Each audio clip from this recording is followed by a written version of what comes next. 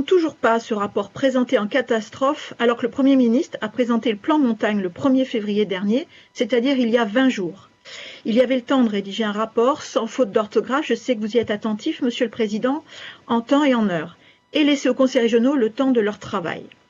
Peut-être ne vous attendiez-vous pas à un plan de cette envergure, mais pour reprendre une phrase célèbre, Monsieur le Président, vous n'avez pas le monopole de la montagne, ni de la ruralité.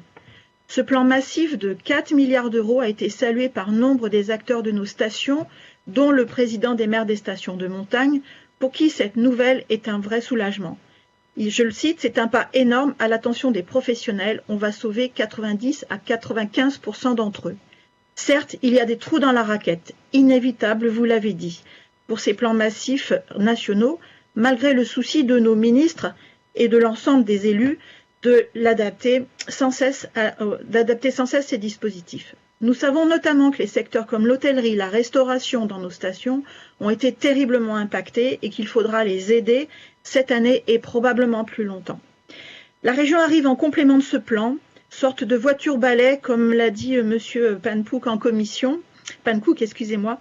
Et si nous vous rejoignons sur les mesures en faveur des entreprises créées, les centres de vacances indépendants, sur lesquels nous porterons avec le groupe Modem un abonnement, nous rappellerons les fonds de solidarité pour les remontées mécaniques, les commerces dans les stations de ski, le plan tourisme, les aides aux moniteurs de ski. Pour les viticulteurs, une aide spécifique a d'ores et déjà été déployée sur un fonds de solidarité.